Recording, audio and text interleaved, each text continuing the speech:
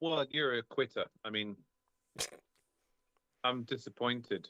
I'm sure you are. I'm sure you felt, um, like Oh, why could you not? Why could you not do it? I You was, know, like at 11 o'clock at night on a some random I, Wednesday I evening. And have done that. That's the thing. But let's see. In really, 242 episodes, and I've missed just 4, um, weeks.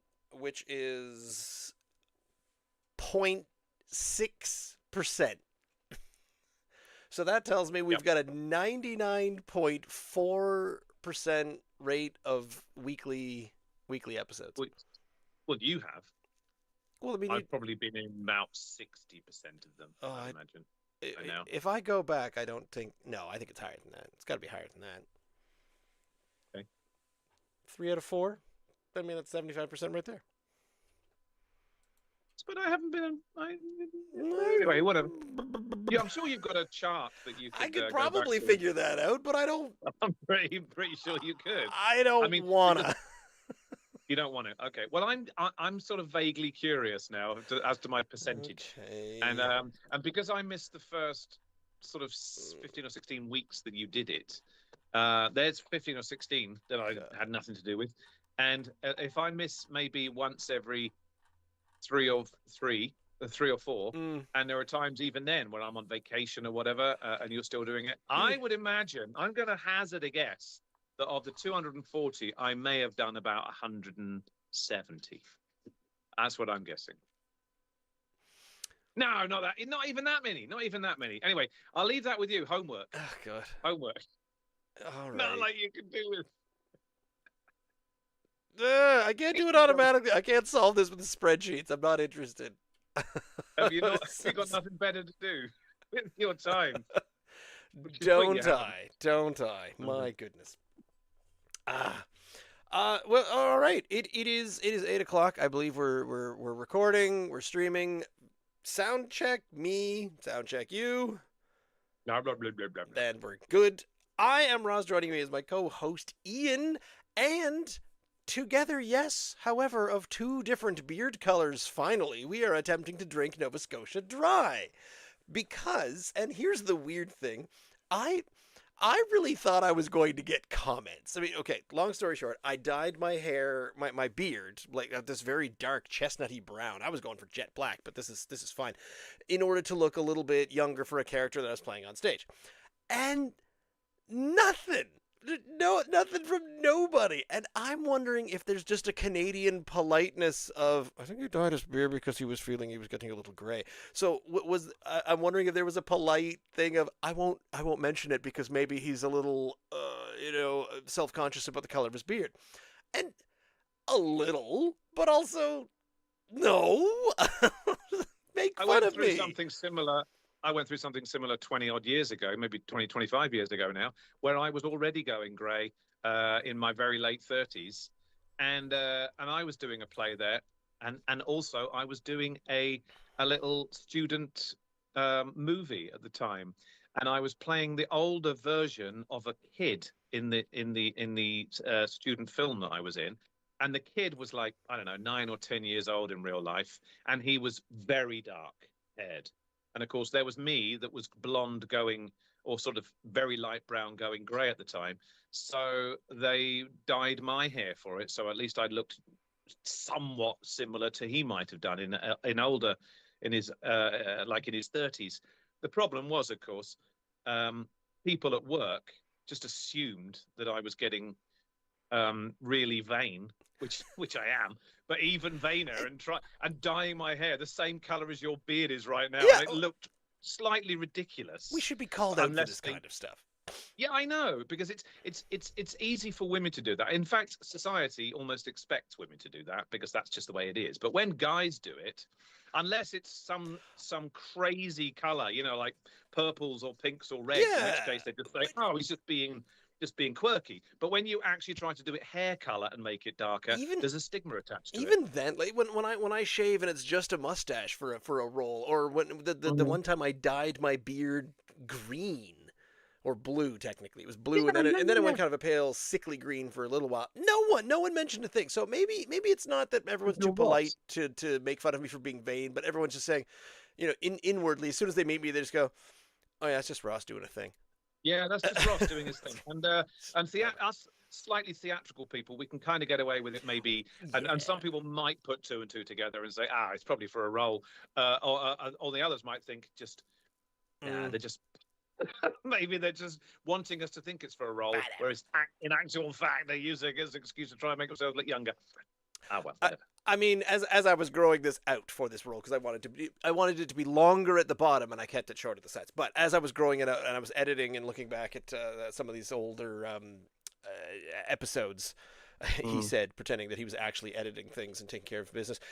I keep looking at them going, it gets longer and longer. Oh, my beard's longer. Oh, I look so old. Oh, this is ridiculous. And I realize that I am trying to grow it out to look older for a lot of roles most of the time, but we'll see what happens. Anyway, this is a beer show, and beards aside, or beards underneath, or kind of filtering the beer through themselves, we finally decided on some double IPAs, which we've got in the old closet there, and both of which I think the Deadeye, is this one still in the LC right now?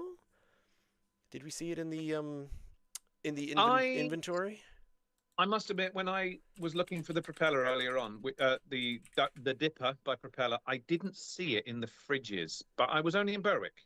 Now, Berwick isn't usually overstocked with much, but I didn't see this Deadeye in there, but I wasn't looking for it, so maybe it was there. There's 43 in Kingston, but no, it doesn't. Okay, there are none in the Berwick store, so that's probably why. So they are still available, despite the fact that they're off of the Tatamagouche Brewing Company's website. So I had to find an old Facebook post to find out what it's actually supposed to be about. But here we are, the Deadeye Double IPA. So that is what? It's like a skull being compressed.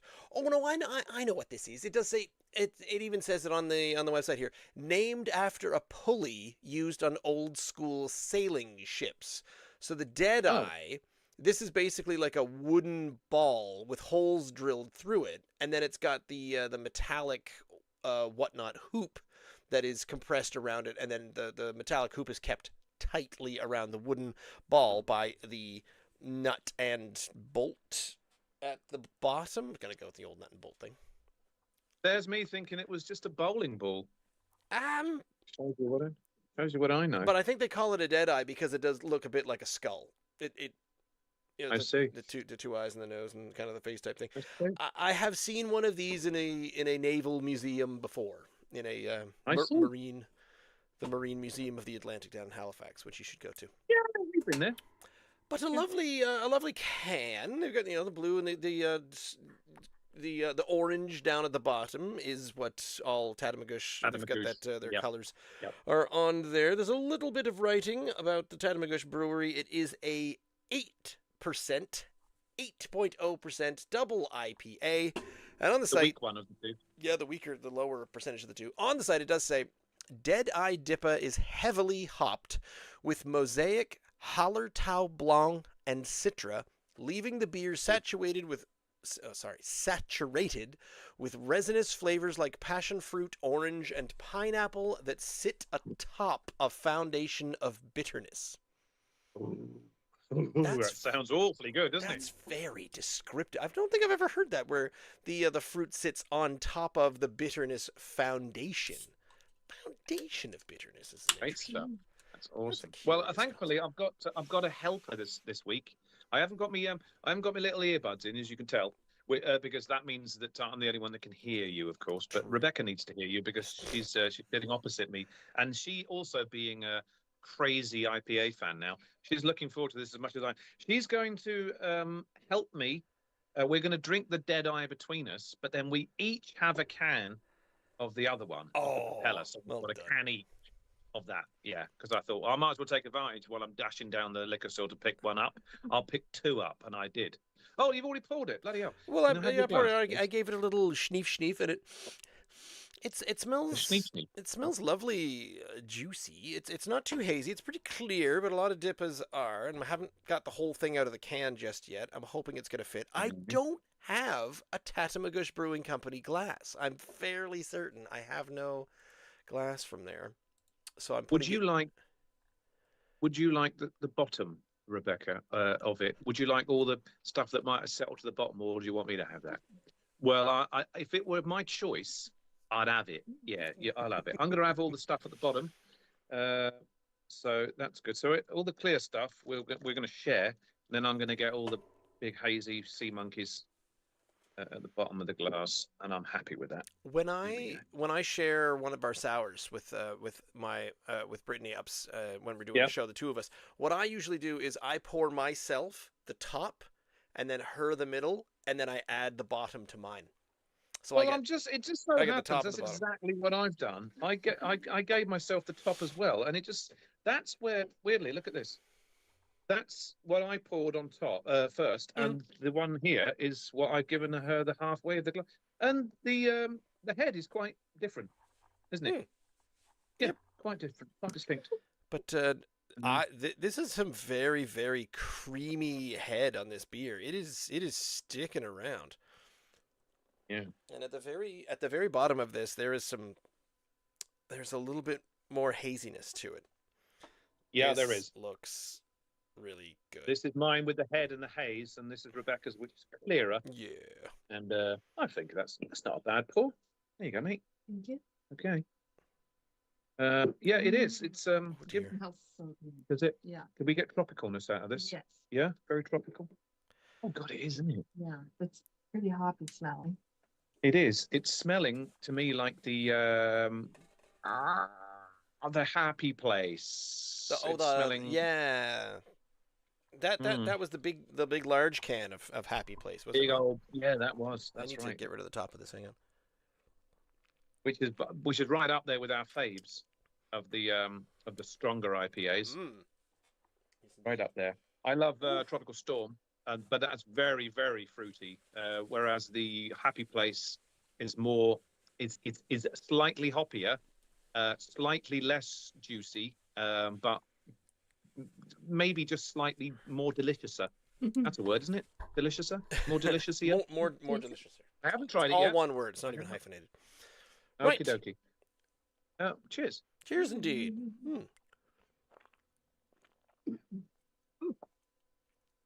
It's hoppier than Happy Place. Ooh. What is... It's not as sweet as I thought it was going to be, without by the description. No, there's an earthiness to that.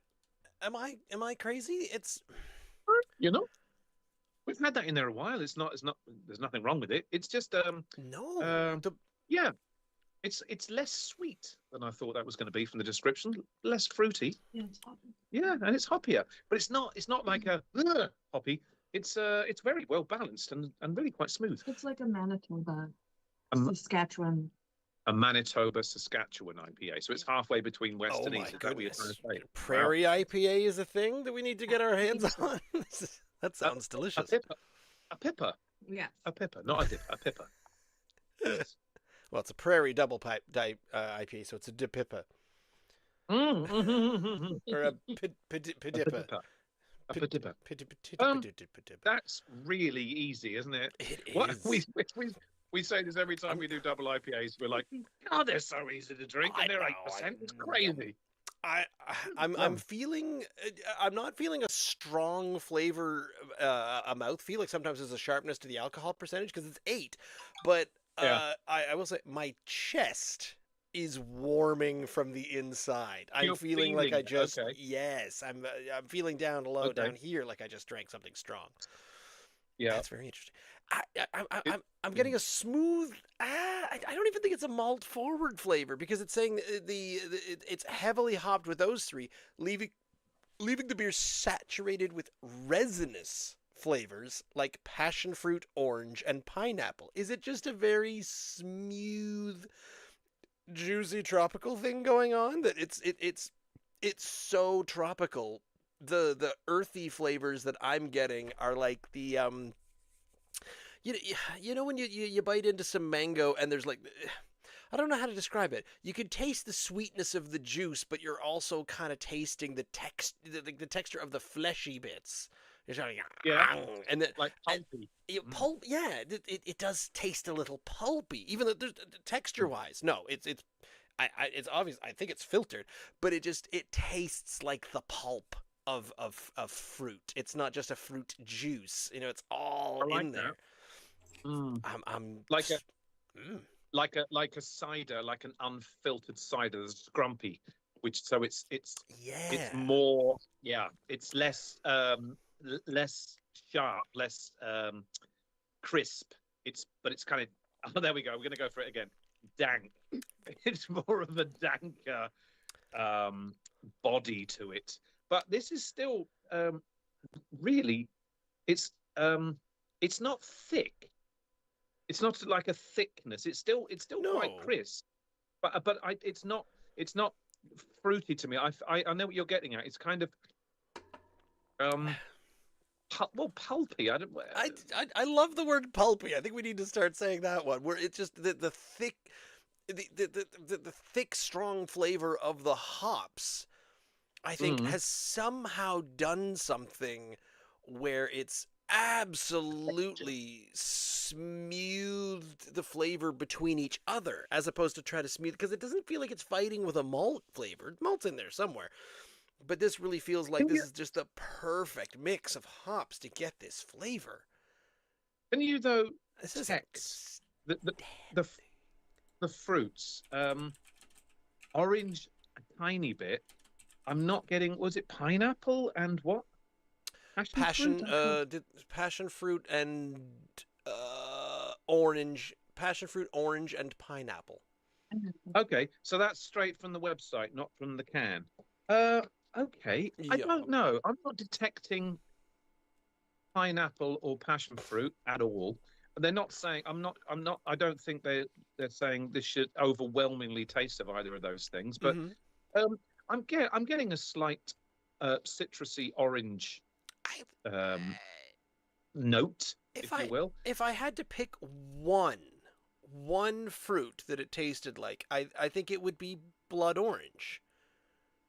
You know that diminutively sweetened orange, where it just tastes thick and it bloody pulpy. Right. We can't stop saying pulpy. It's just a pulpy night.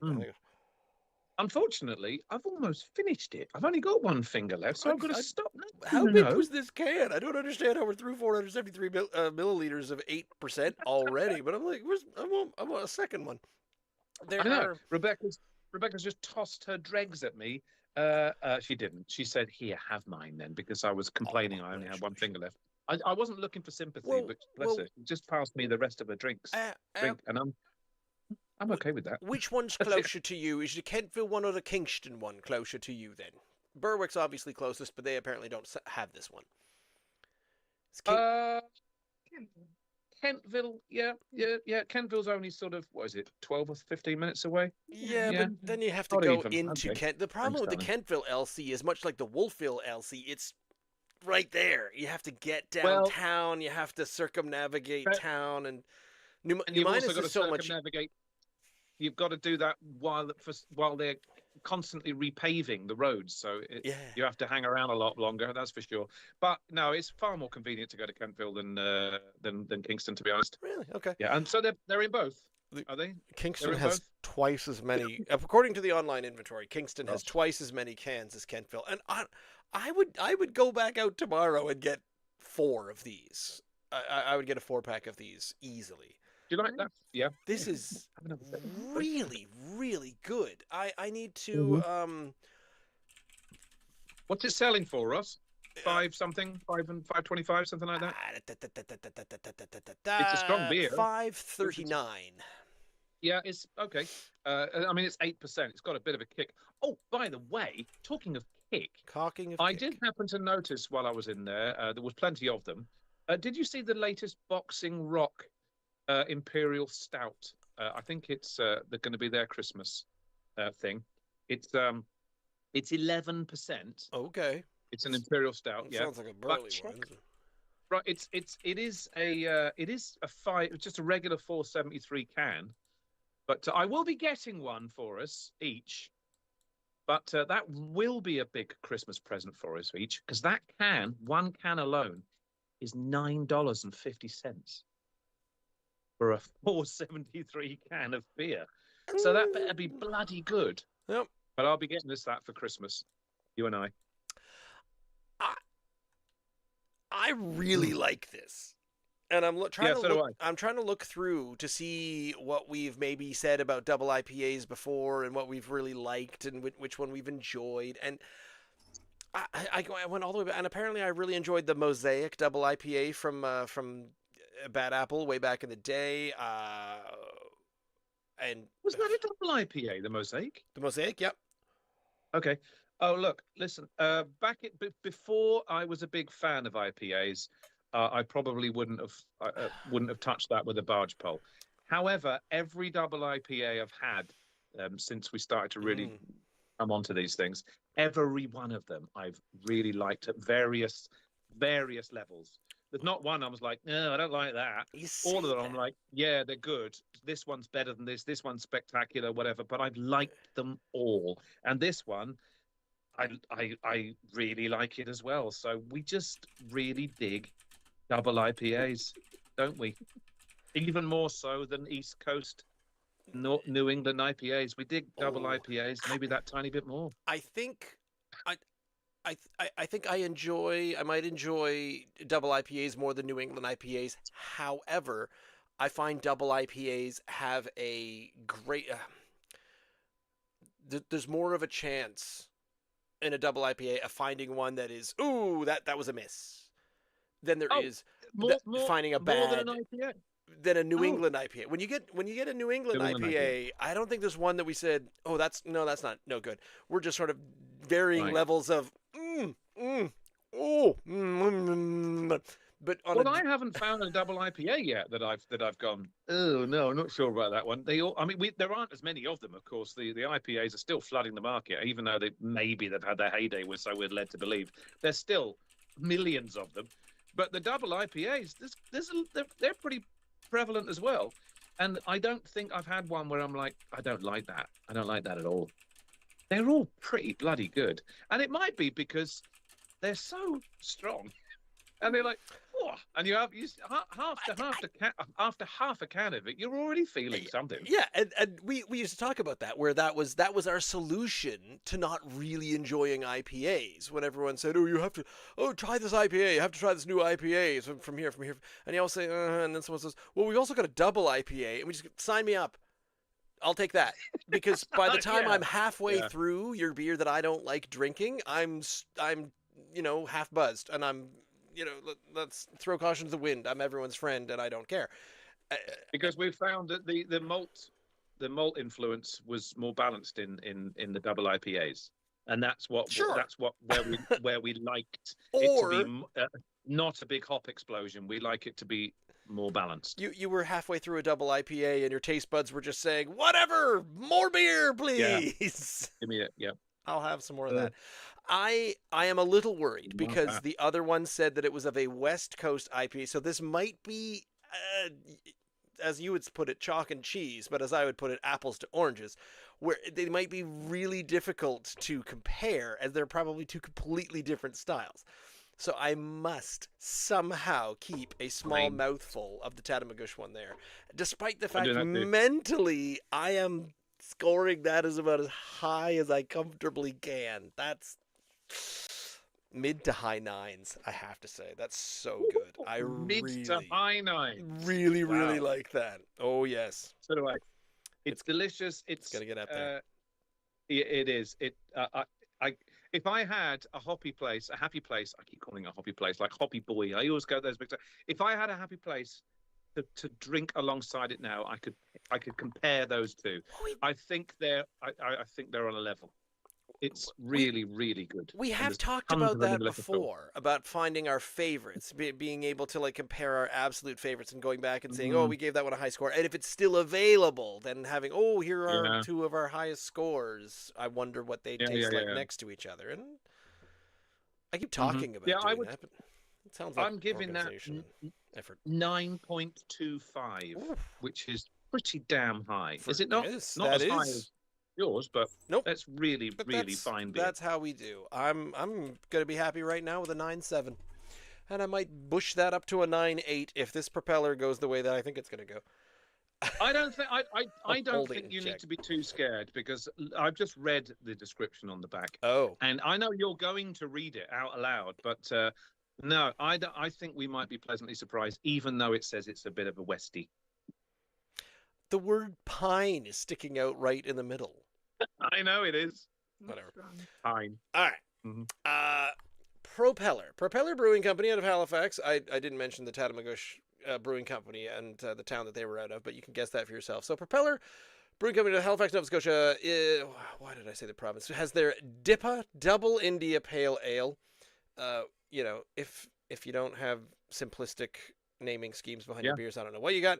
It says strong beer, 8.2% alcohol. It's the standard Propeller can. This time they've chosen, what do you call that? Is that like a hazy aquamarine? What's a deep blue ocean?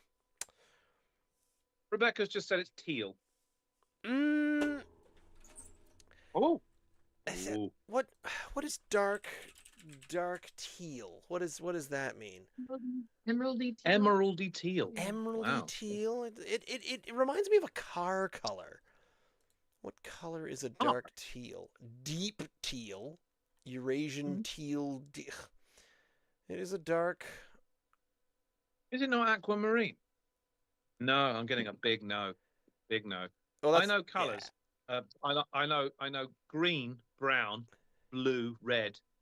When we get into paint colours, you know, your aquamarines and your subtropical lilac and stuff, then I don't know where we are.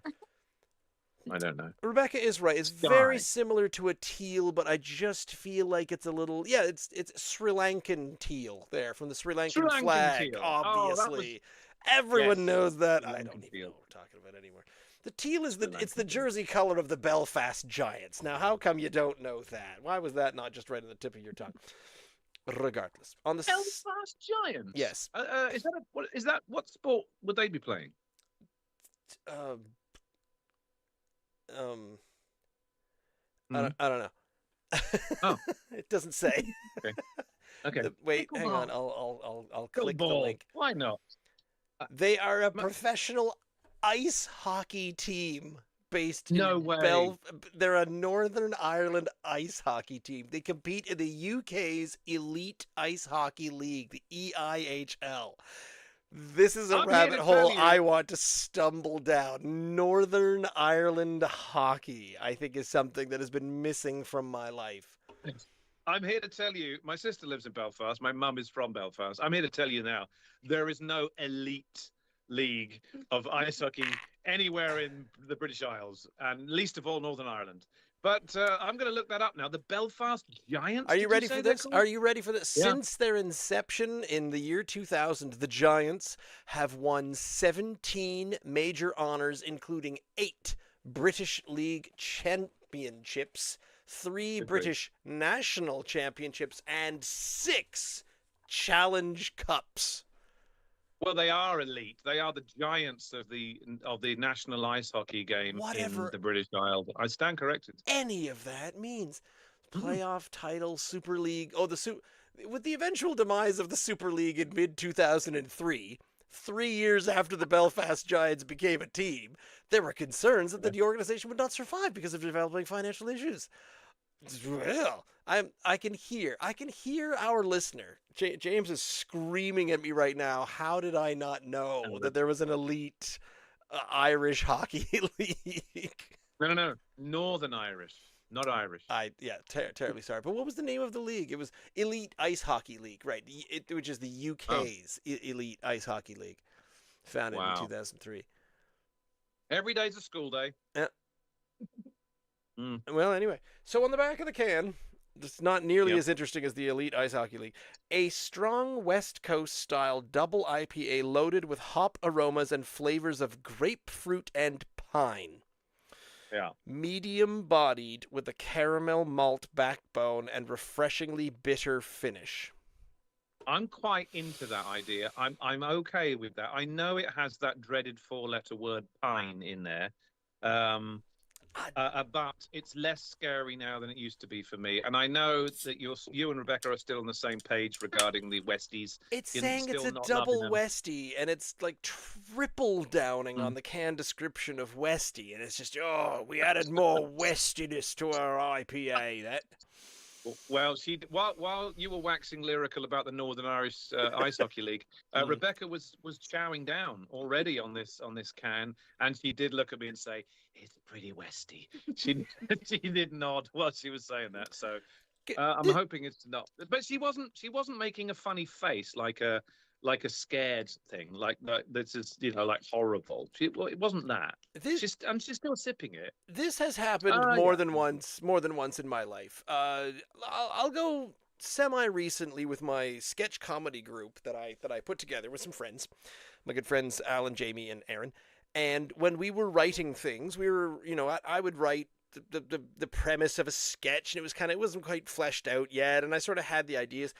And I would present it to them, and they would read it, and they would read it for the first time, and they managed to encapsulate the characters. Tom, yeah, DIPA is short for Dua Lipa. They managed to grasp the characters and grasp the way that I wanted. Like they felt the characters and they said the lines perfectly the first time, just reading it straight off. Yeah. And I got so spoiled by that because in years afterwards, I would present a script to people and they would read it and go, there's and yea, though I am mad but angry. I'm like, no, don't read it like that. You're reading it all wrong. Get Alan and Jamie and Aaron in. Please, just get my friend. They can do this right. So the thing is, you and I don't even remember where I was going with this, but it was, that's where I was going. I have been spoiled by having you on the show who always wait for me, and the cue was always right. We're going to drink this. Here we go. But we've had other guests on the show, Rebecca right now, Ananda every time, Kier occasionally, but every time they're always like 6 sips ahead, and Tom's talking about, yeah, this is pretty good, and I'm like, we haven't had our first sip yet. Slow down, everybody. And you are the spoiled. You have spoiled me with patience in beer drinking. Spoiled child. Where everyone else just goes right to it. Just visually, guess which one is the east and guess which one is the west. Wow. That's something I have noticed about. I know. There is no starker example of it here. Us Easty people up here, they're always these big, juicy, hazy, fruity things with the IPAs.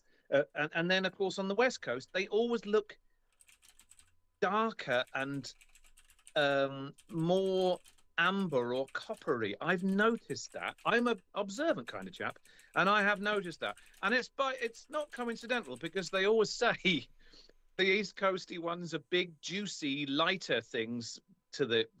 I mean, it's chalk and cheese, isn't it? It's apples and oranges. They're both double IPAs. Yeah, they would be different, very different, different descriptions. You could tell just by looking at the color before you even sniffed them or read the can which one was which. They're so obviously different. You don't think so? I think nose, there is a common theme. This might common theme. Maybe it isn't quite as bad as I want to think that it's going to be. That you want to think it's going to be. You want it to be bad. I want it to be bad because it says that it's West Coast styled with pine in it, and I want to just drink a little bit of it and go, no. But did you read that big caramel word, caramel malt backbone, which is why I'm thinking this is not going to be bad. How many times have we enough. opened up the optimism sluice gates when we read the word caramel? Oh, it's based on a malty backbone. There's loads of caramel, mouthfeel of caramel and smokiness, and then it just turns into a pineapple sandwich, and you're like, well, anywho, just fair enough. Let's give it a whirl. Okay.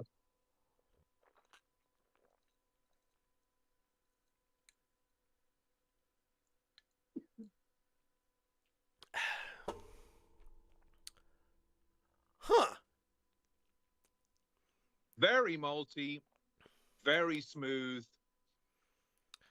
Definitely West Coast. You, that's strangely similar to the Deadeye. What is going on with my? You think so? Yes. Really? The same kind of earthiness, the same Not kind of either. pulp. There's a bit more of a tang. There's a tang and a bitter, but it's not. I'm glad that you left. I'm glad that you left that finger or two of the other one, so that you can go back to it. So immediately you're thinking it's not too dissimilar. I think this is it just tastes to me far more malty, and as it should, to be honest, as it should, because it looks like it. I'm getting the bitter and the pine. Once it's all done, with the flavor and everything, the lingering aftertaste is a little bit of.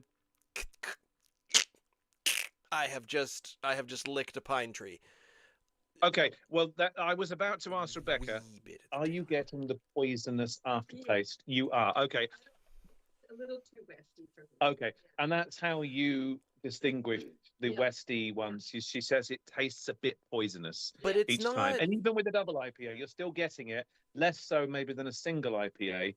But it's still got a lingering taste of something in there that's a bit poisonous. It does. Okay, but it's not a big right hook straight across the face. No. It doesn't floor you. It's a reminder. It's a pretty tasty beer, and then 2/3 of the way, 3/4 of the way through, and then at the tail, that was a really nice beer, and then this little bit of a. Guess what? I'm gross. Oh, right. I forgot it. There it is. But I was going to say, but she did go and relax on the sofa, but she did take her beer with her, rather than spitting it out and saying, that's poisonous, I don't want it. Poison tasting ones that are a little too westy for me. The quality is not as good, so then I'm just like, I can't do it.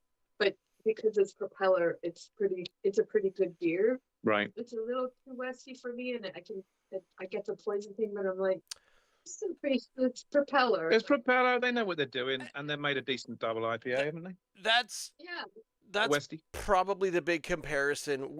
If I was, in the pub somewhere in one of the tap rooms, and I was served, in two different worlds, I was served this as my first one of the night.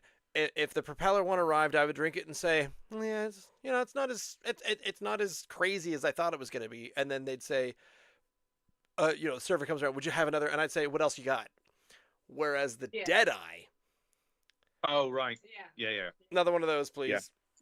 Yeah. Post haste. You know who would love this? Your brother? Absolutely. You nailed it. My brother would love this. He would be all over this. Yeah, totally. And again, 8.2, and I don't remember how.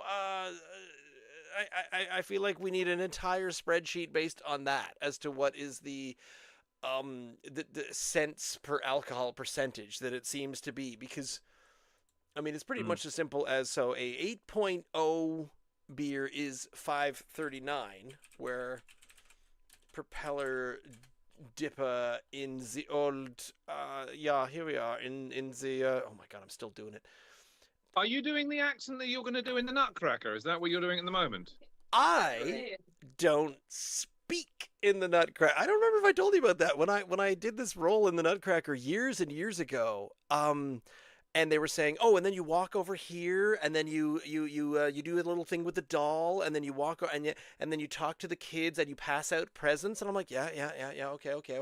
In my mind, I'm just going, this is just choreography. This is easy. It's just choreo. And I said, and then I realized, it's a ballet. There's no lines. There's no lines to memorize. You just memorize your movements and your choreo. And I thought, this is the easiest play I've ever done. Well, if that is the case, how many words did you speak in the play that I went to see you in the other day? Cabaret? I think maybe about 20. I believe 20? I had four lines. But I had to sing. We sung the big the big Germanic thing at the very end of the first act. So I had to learn the last verse of that, but probably the least. And even then I was still a little bit nervous about that. Only having 4 lines, because you've been there where you're like, I'm in a play, I have a very small role, I only have 4 lines, and then you get there and you're like, what's my line? What's my line? I don't remember my line. That's right. There's I no only- flow to it. I only have whatsoever, one. is there? I don't remember my I line. know. And I did. I gotta messed say- it up at least once. Because you rest on your laurels and think that's Yeah. only four lines. Fine. I know, oh shit. Easy breezy. Whereas if you've got a ton of them, they just flow like Shakespeare. That's right. Isn't that But weird? you're in a ballet and someone says, "Oh, prance over there and then prance over here and then push this over there." I'm like, "Yeah, okay, then what? Tell me where's the hard Yeah. stuff? This bit's easy. Stage left, stage right, go over here. I could do that in my sleep, no problem." So it's far more enjoyable. I should have started being a stodgy non-dancer in a ballet years ago. I can totally see you in a. What do they call that? What do they call that? Not a camisole, because that would be weird. A bikini? No, a tutu. A tutu. Yes, a tutu. No, men don't wear tutus. They wear the all-in-one Unitard. I thing. believe the word you're looking for is unitard. A unitard. That doesn't sound right. A Can I unitard say- doesn't sound right. Have I you don't know. ever been to see a Nutcracker performance, like a good dance version? They've got a good ballet down at the Rebecca Cohen that they've done a number of years. I am going to come clean now and say that I have never been to not only a ballet, I've never been to a ballet or an opera in my life. They are. I wouldn't say they're on my bucket list. However, I don't think I can go to my grave without seeing a professional ballet or a professional opera, because I'm sure they'd be just spectacular, but I've never done it yet. I think you should come see mine. Because Your the Snoozcracker speech What? in the where is it? Where is it? it is in Lance. Oh, Elmsdale? Does that help? Elmsdale. Is that in the city? Towards Shuby? Enfield, yes. Enfield. Okay. When is it? December. Frick. You don't even know when this show is. I don't. It's like Okay. the It's around Christmas time. the Yes. 14th. Is it? Wait, hang on. Let me just ask you. Does it run for more than one weekend? It is only the one weekend. And yeah, December 5th, 6th, and 7th. I will look into it. Now it's I will look into it. so it's a Friday evening, a Saturday evening, and a Sunday afternoon. I will look into it. Let's look at my calendar after we go off live. I'll send and you we the shall look thing. into it. Hang on a Right. minute. 'Cause are you wearing a unitard? No. Ah, it's going to I say am all wearing over it then. Pants. I have a cape. Well, at least I've worn a cape previously. A cape. Okay. We'll talk. Now I'm gonna assume you don't remember at all what you were talking about before you went when we went off on that slight tangent. I kinda can. no, because I was talking in my German Speaking accent. German, yes. Because here's the thing: Godfather Drosselmeyer. I don't remember. He has a very Germanic name, but I think the plot is surrounding a British sort of Edwardian family, the Nutcracker. But it was originally a Germanic story. But in Cabaret that you saw us in, we all had the German accents, and then you had to a constant, and everyone in the cast, almost all of us, were donning a German accent. So backstage, oh my god, you think we could get out of our German accent? Just why we're lifting things around. So the piano won't fit through the door. It gets me. The Scheiße, and we just started yelling and shouting as we were doing everything in bad German accents. Did it start as German but end up as Russian every night when you were backstage? No. Oh, good. It turned French on me several times. Right. All of a sudden, yeah. because here's a thing that I struggled with. You might have the answer to this, because just if you're here for the beer show, just talk amongst yourselves for a minute, because I have to ask Ian about this. In a German accent, what do you do with an R when you're saying if you're saying walking down the street? The street. Is it stra? Is there like a French street, or is it street with the rolled R? Oh, I see. Well, I guess it depends on which part of Germany you come from. Well, in okay, Berlin, fine. they call them the Ickers, because they pronounce things differently than the rest. Because the rest, they would say, ich, However, in Berlin, they would say ich bin ein Berliner. I know. Ich So bin ein Berliner, yeah. obviously, different parts of Germany might Curious. pronounce the Das- R das. differently than or the S differently than other parts. And depending if it's at the beginning of the word I or would. in the middle of the word. Rechts is a perfect example. Links oder rechts. Recht. Links. Yeah. And I started doing that a bit because I learned all the German I've ever learned is from movies. So I learned some German from Die Hard, which is where I got links and rechts from. And some other German I learned from mostly war movies. Jawohl Roman or something like that was from The Great Escape. So I would imagine that different German dialects would pronounce letters differently, just as they would do in Canada or in the States, or very obviously in the United Kingdom. Well, that was the entire plot of that middle section of Inglourious Bastards, but yeah, it was, wasn't it? where the guy, he had a funny accent, but he came from one tiny little town that they filmed a movie in, and he knew that. Yeah, that's a scary scene, isn't it? I get wanting for someone to count to 3, and someone finally did count to 3 on something. They said, "Yeah, we need 3 of these," and I said, "You mean 3?" And I was trying to get my fingers right. That. Oh, yeah, it's a great movie. Nobody got that, but they were all kind of young, younger than me. Yeah. So the line was, join those communists marching in the street. And when I first started, I would say, why don't you go and join those communists marching in the street? And I would, street. It was a very French kind of street. And I felt like it was going too French. So by the end of the show, I was going, why don't you go join those communists marching in the street? And I changed it to a rolled R as opposed to a R, whatever that is. It's true. Yeah. So in a German accent, how would you say join those communists marching in the street? Well, they would say Straße, wouldn't they? So I'd imagine Maybe. if they were going to say street, they would say street. If they were going to pronounce it, depending on whether or not they could speak really like English with a They would say marching. Oh, yes. Okay. Marching. Oh, Marching? but Not marching? Street. Yeah.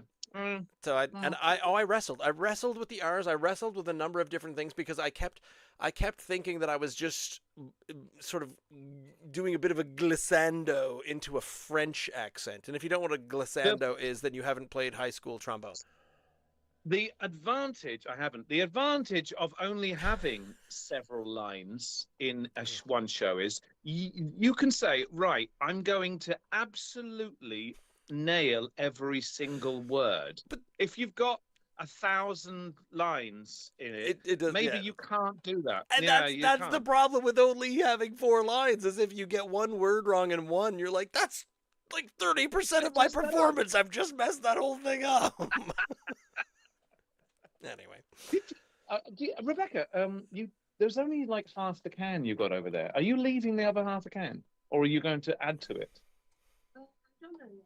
Okay, I'm going to leave that there. Perhaps she's deciding not to smash back a full 8.2% tall can. Well, I'm not going to say that I'm the Westy fan, because I still, if it came to a head count, I would still go for the East Coast over the Westy. But of course, I am a little bit more accepting of the West Coast now, and this to me is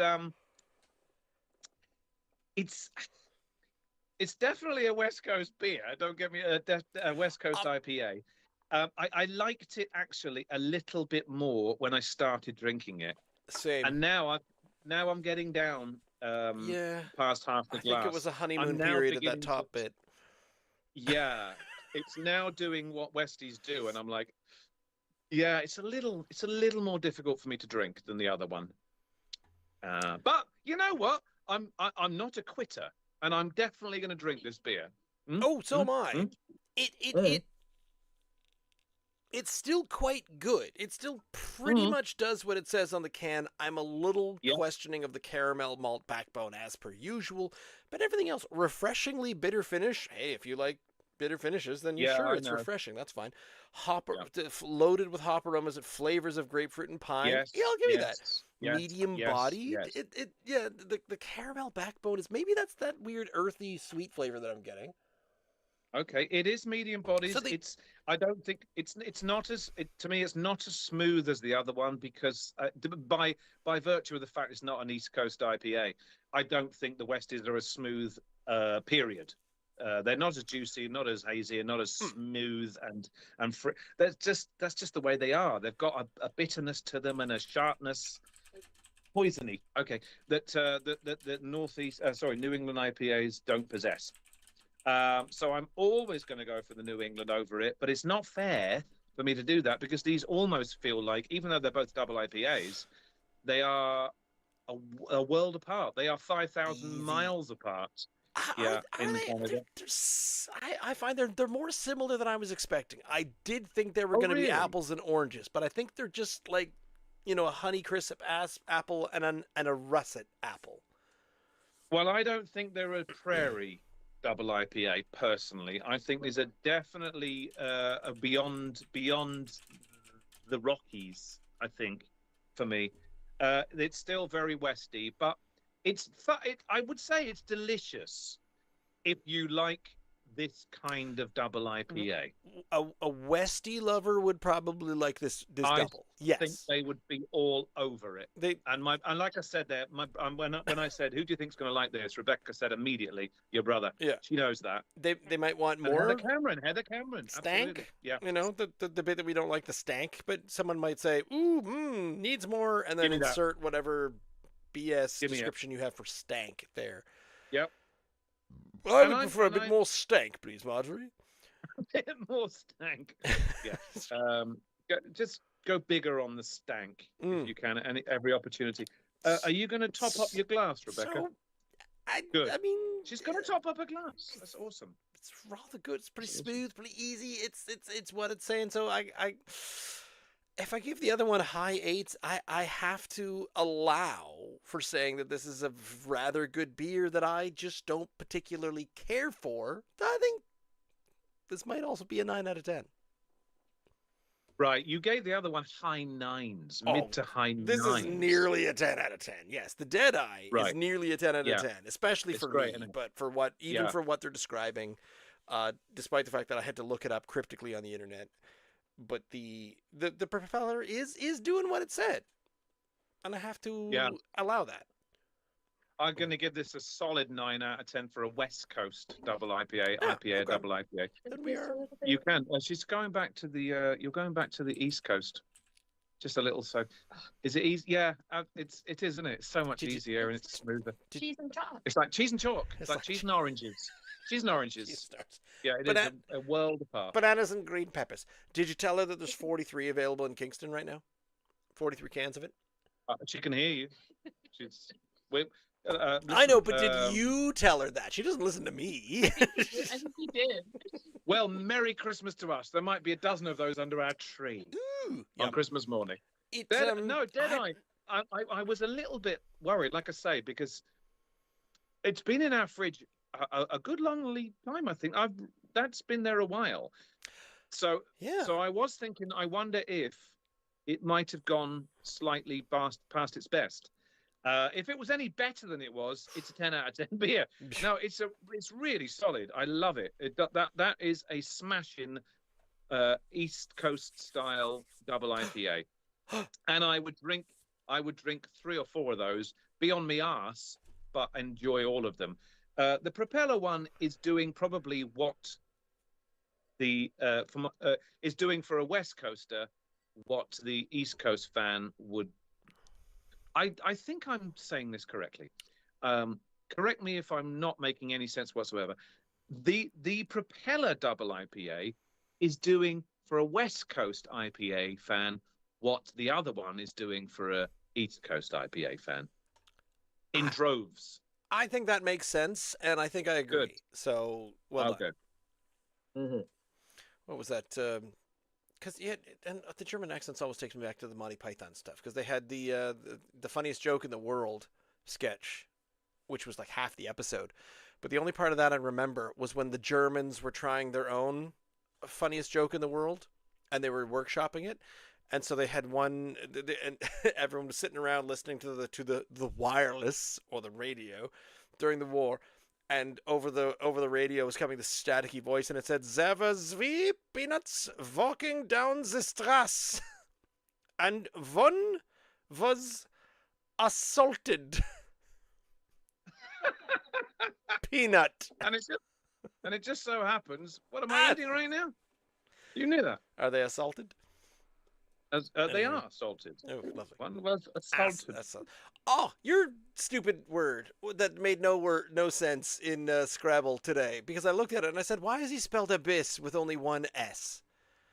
And you know why? Because it was the only word that I could find that would fit in there, and I only stumbled across it. Oh, okay. I stumbled across it. It's a word. So I said, that's not a word, and I highlighted it, and it will give you the description if you highlight it. And it says, oh, this is it's a verb to mean to buy something. And I went, buy. In what, Newfoundland? Like, what is? Oh, I should go down to the store there and I buys myself two cans of two cans of gas. That's not a word. ABYS is not. You can't just say that's buys me something, because that's just Newfoundland slang for I picked this up down at the corner store. That makes sense. I did not look up to see what it meant. However, I threw some letters into the available holes any which way I could, and eventually something went green, and I went, "Oh, look at that! That's 27 points or something. I'll go with that one." I will admit, in this very game we're playing, I did the exact same thing, and I think it was one of my 36 pointers that I was like, "What? Yeah. That's a word." Have you noticed how our games, how yours and my games specifically, particularly, are very atricious? There's never a great deal of openness to them. They're all very congealed and just like, neither of us can move. We don't want to give each other the advantage. Well, I don't know. I don't want to open up any double or triple word nonsense for you. You heard it here. You heard it here live. Oh, he did. Right. Because very, very, very. Well, atricious is the word. It's the perfect word. Competitive. You are coming into my life, challenging me to Scrabble at the wrong time, because had you done that before I met my co-parent, the mother of my oldest child, I guess X is the best is another word for it. The best way to describe it. She and I she used to say, "Oh yeah, let's play Scrabble." And she is, very good. So if you leave any opening, taken. Like I did not know how to play the game until I played her, and then she taught me how to take the letters and the words and how to take away, because I would play a move and then she would play like 40 points and I said, "Oh, you got 40 points." She said, "You left it wide open." Of course I was taking the points. And I went, "Oh, I see." So when you and I started playing, I'm like, well, I can't possibly put that word there, because then Ian has access to both the double letter and the triple word. What? Well, you see, I'm playing two games simultaneously, one with Rebecca and one with you. And the style of play between those two games are chalk and cheese, chalk and orange. With you, it is that horribly where I can't breathe. It's like, it's so claustrophobic. I agree. Oh, it really is. It really is. And I can't even see a triple word. It's out there somewhere beyond the boundaries of the book. I know that I can't give you access to that, because you'll take advantage of it and you'll just whip out 50 points, and I can't give you 50 points. Whereas Rebecca and I have both kind of come to the conclusion that we want to get as many points as we can individually. And if it means leaving open a triple word score, then so be it. So as a result of that, yours and my average scores is kind of in the 3 to 325s, and the games that I play with Rebecca are all more like 500 and something.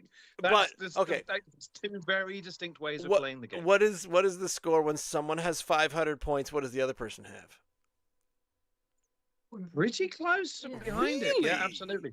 Yeah, absolutely. It is quite different. Quite a different I won't experience. leave you a chance for a Tammy Wynette unless I'm giving myself something like that's.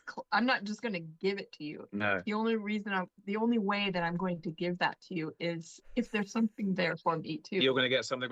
We call them Tammy Wynettes. The triple words. We just call them TWs, and for some reason they evolved into a Tammy. Oh, I've left you a Tammy. But that's what that's where they become now. Is the that Tammy Wynette? Is that Stand By Your Man? Absolutely, 100%. Why do I 100%. know that? How is that tucked away in a tiny little corner of my brain that Tammy Wynette is the singer? Stand by your man. You are subconsciously a country music fan. Oh dear. And the divorce song as well. Oh, that was her as well. DIVORCE. Yeah. That was originally. Oh, that's a good one. The dog's going into QARANTINE today. Well, Billy Connolly did a parody of it in the mid 70s. That's the one I heard.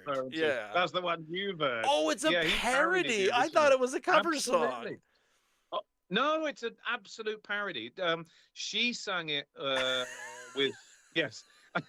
Are you just learning something? I am learning so much right now. Yeah, Yeah. He parodied it in '75 over a classic Tammy Wynette song that came out maybe a year or two earlier. How do you score this double IPA by Propeller? Didn't we both give it 9s? We gave it 9s. Okay, cool. You said 9 and I said 9 because while I don't really get into it and enjoy it personally, I'd probably say high 7s, low 8s. But for what they're advertising, what they're telling you that it is, they're nailing it. It's a well done beer style that I don't like. Yeah, that's right. I kind of go along with that, and you do as well. Absolutely. Yeah, it's nailing it. It's doing what it says on the tin. And for devotees of this kind of IPA, they're nailing it in, like I say, in droves. I don't know. Yeah. Whereas the other one is doing exactly the same thing. Now the beauty of it is now I can go back to my other one, my East Coast.